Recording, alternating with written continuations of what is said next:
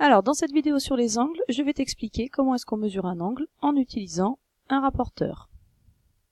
Alors, pour ce faire, on va déjà placer 3 points A, B et C, distincts. Et la question, c'est de mesurer l'angle BAC. Alors, c'est là que tu dis, oh là là, l'angle BAC, mais qu'est-ce que c'est l'angle BAC? Où est-ce qu'il est? Alors, juste là, il faut que tu te souviennes que le sommet de l'angle, il est au milieu des 3 lettres. Donc ici, le sommet, ce sera A. Ça veut donc dire que, si le sommet est en A, les côtés, ce seront AB et AC. Donc, moi, je continue, je trace AB et AC. Une fois que j'ai fait ça, je me dis, ok, c'est quoi que je dois mesurer? C'est l'écartement qu'il y a entre AB et AC, autrement dit, ici, ce qui est en vert. Donc, je veux voir en fait l'ouverture qu'il y a entre le segment AB et le segment AC. Et pour faire ça, je prends donc un rapporteur. Ce rapporteur, où est-ce que je vais le mettre? Alors, je vois que sur le rapporteur, ici, j'ai ce qu'on appelle le centre. Alors, le centre, des fois, c'est un petit trou. Des fois, c'est une croix.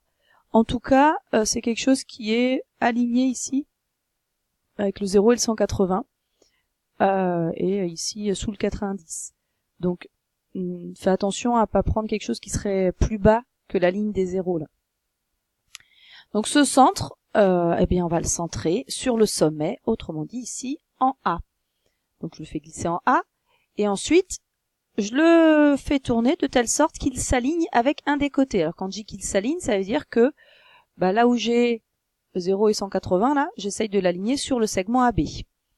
Alors j'aurais très bien pu aussi l'aligner sur le segment AC, je te montrerai à la fin là de cette vidéo comment est-ce qu'on fait. Donc là on se dit oh c'est pas mal, mais en fait là où c'est pas quand même terrible, c'est que on voit bien que le segment AB il est assez petit, donc en fait je vois pas bien si je suis bien aligné sur le 0 ou si je suis à 1 ou si je suis à autre chose. Et là vraiment sur les angles, quand on te demande de mesurer des angles, il faut que tu sois précis. On est à 1 degré près. Tu peux pas me dire c'est soit 58 soit 60 degrés, il y a quand même une différence. D'accord? Donc là il faut que tu sois très très très précis dans tes mesures. Ça veut donc dire que là tu te dis oh là là en fait le segment AB il est trop petit, je le vois pas. Il faudrait que je le prolonge. Et donc l'idée c'était qu'en fait il fallait pas au début tracer le segment AB et le segment AC, mais qu'en fait il fallait tracer les demi-droites AB et AC. Donc, c'est ce que je fais. Je me dis, ok, en fait, je vais prolonger, je vais faire un peu plus grand, et je fais la même chose sur AC. On reprend le rapporteur, qu'évidemment, on centre toujours en A, et donc, il est bien aligné, on voit bien qu'il est aligné sur le 0, et la question, c'est donc de lire l'angle formé par les demi-droites AB et AC. Et c'est là que commence mon petit souci, c'est que je me dis, oh là là, mais je vois qu'il y a des graduations à l'extérieur et des graduations à l'intérieur. Les graduations extérieures, elles commencent de ce 0, elles vont vers la gauche, alors que les autres commencent d'ici et vont vers plutôt la droite. Donc, lesquelles est-ce que je prends?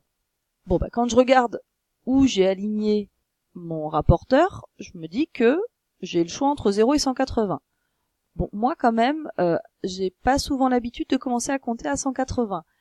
La plupart du temps, quand même, je commence à partir de 0. Donc c'est là que je me dis, attends, j'ai pas d'hésitation à avoir. Forcément, c'est sûrement pas les graduations intérieures que je vais prendre, mais c'est les graduations extérieures que je vais prendre. Donc ce qu'on veut, c'est, lire à l'extérieur. Quand on lit un petit peu, on se dit, ah d'accord, c'est entre 60 et 70. Mais si on est précis, c'est pas 70, c'est 69 degrés. Et voilà, on vient de trouver donc que l'angle BAC mesure 69 degrés. Voilà, c'est pas très compliqué quand même. Donc ça, c'était en alignant donc un des côtés du rapporteur sur le côté AB. Oui, mais je t'ai dit que je pouvais aussi l'aligner sur le côté AC. Comment est-ce que ça aurait fonctionné? Donc, c'est là que je reprends mon rapporteur. Je le tourne cette fois-ci, de telle sorte que, cette fois-ci, on soit aligné, c'est-à-dire que mon 0 là, ou mon 180, soit aligné sur le côté AC. Comme tout à l'heure, on se dit, ah oui, mais attends, est-ce que je compte ici en graduation extérieure ou en graduation intérieure? On voit bien que les graduations intérieures, elles, commencent à 0. C'est donc sur les graduations intérieures que je vais lire. Je je vais lire toute cette ouverture-là, et on voit bien qu'on est entre 60 et 70, plus proche d'ailleurs de 70, donc évite de me dire que l'angle il fait 62 degrés, j'aurais des doutes. Et on se dit, ouais, mais là j'ai quand même encore un souci, c'est que entre 60 et 70, en tout cas sur ce rapporteur-là, il n'y a pas de petite graduation. Donc je sais pas si c'est 68, 69, bon, je vois que c'est pas 70 en tout cas, mais je sais pas trop.